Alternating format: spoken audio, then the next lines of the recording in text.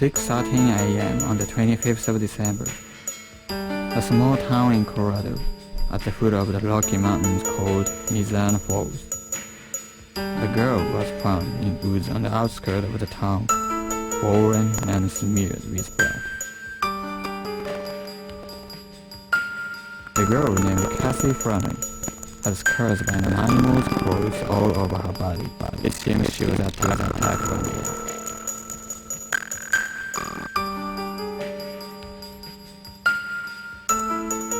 Thereafter 7 a.m. on the same day, another girl, Emma Lowland, Cassie's high school classmate, is missing, and her mother has asked police to search her.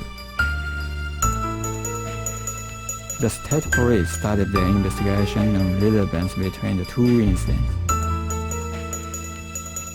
At the time of Christmas, it is nothing else than tragedy that struck a peaceful town of a population of 2,000.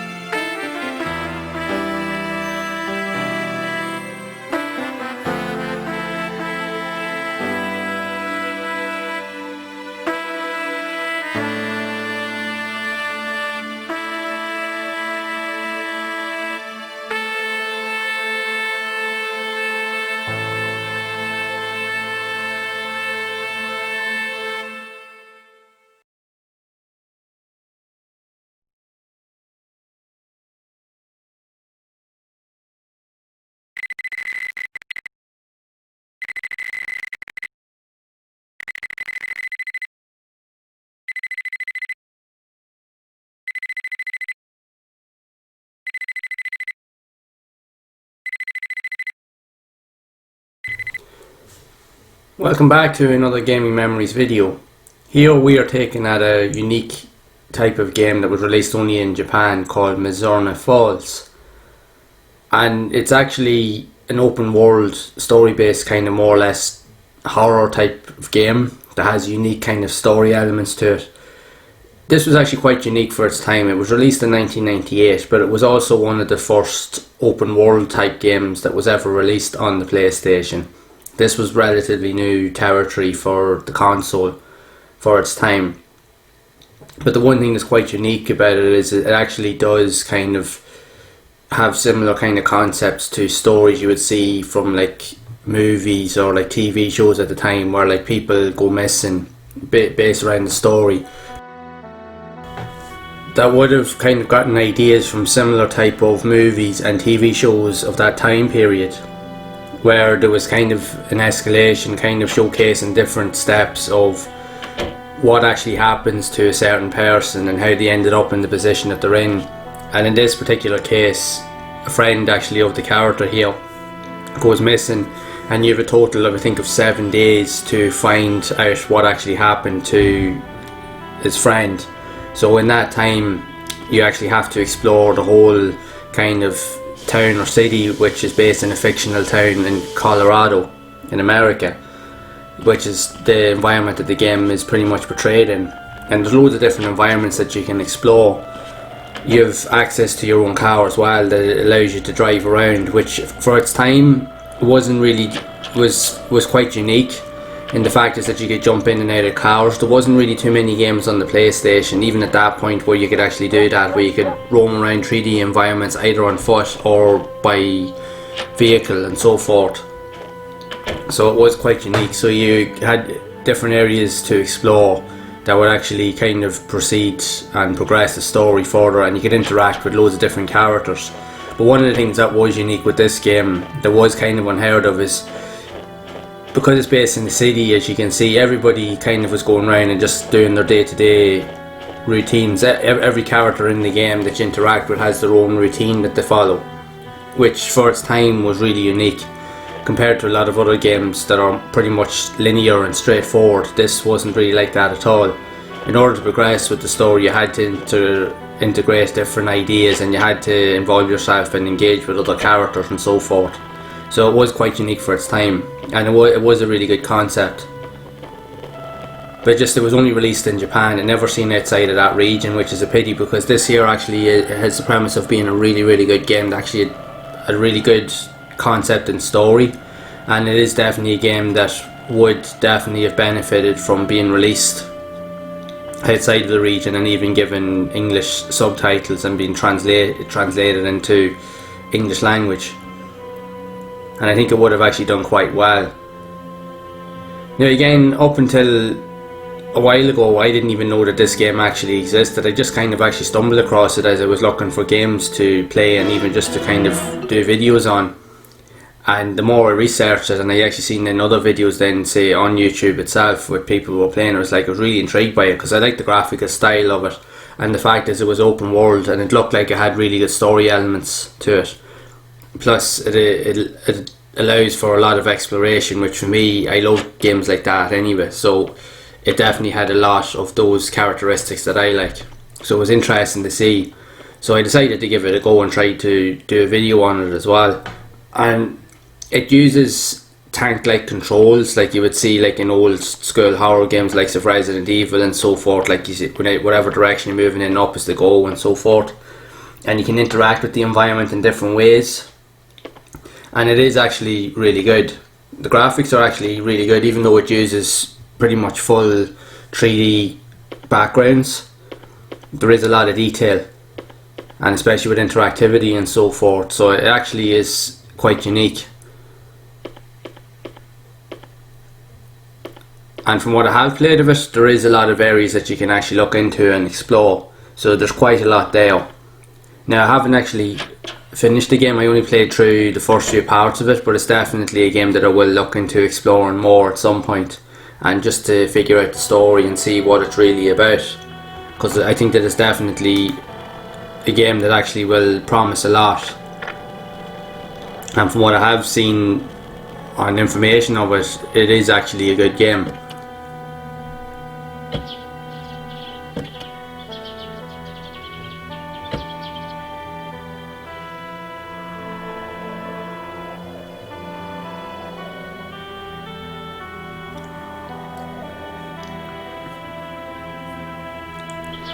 And the thing about this type of game is this was relatively a new kind of area, because games like this really were unheard of back in those days, where there was where you had to interact with different environments, and the fact that you could go to different areas and you had nearly 100% freedom to wander around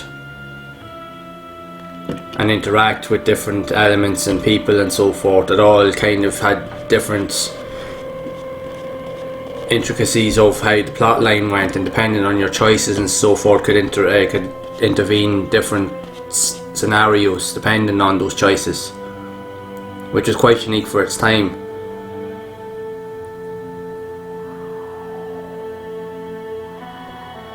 So at some point I will look to doing another video at some point in this year, or actually trying to do a long play. I'll try to actually play through the campaign and see if I can actually get as far as I possibly can.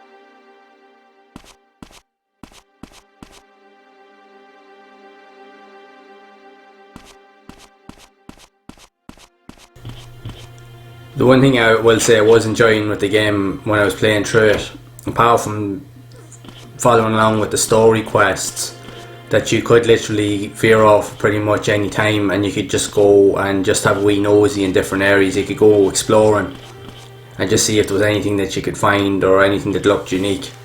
So it definitely added to that exploration element to it, which I quite enjoyed with the game from what I did play of it.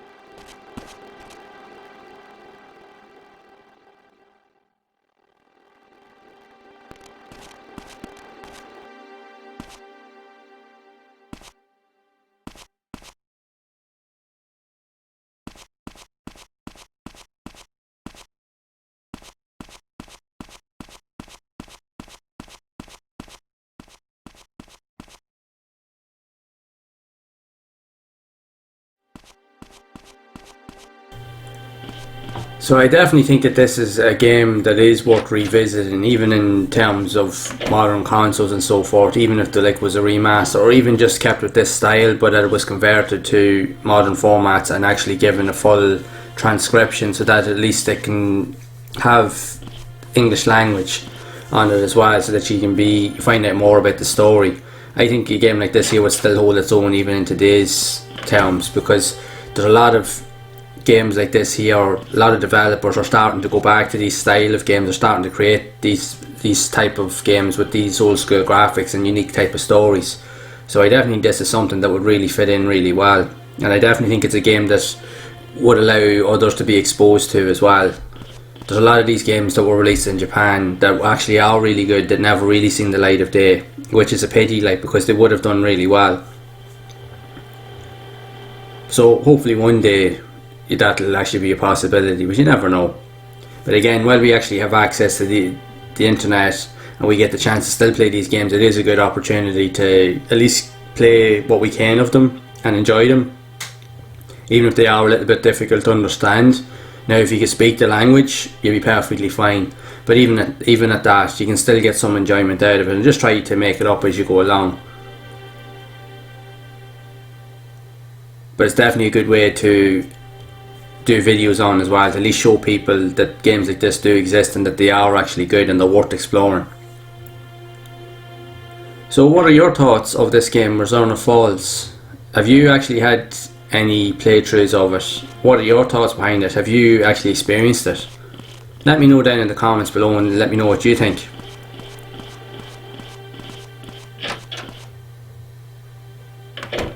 Also, if you have found this video enjoyable, make sure to leave a like on the video. Also hit that subscribe button and hit the bell icon to be updated whenever I release a new video, as I am going to be exploring a lot more videos like this here to show you more of these type of games that people don't really know about, or maybe you have known about them, and just to share my memories of these games that I'm playing and just kind of just share my experiences. So again, until next time, make sure to keep enjoying these classic games and making the most of them, and make sure to keep those gaming memories alive.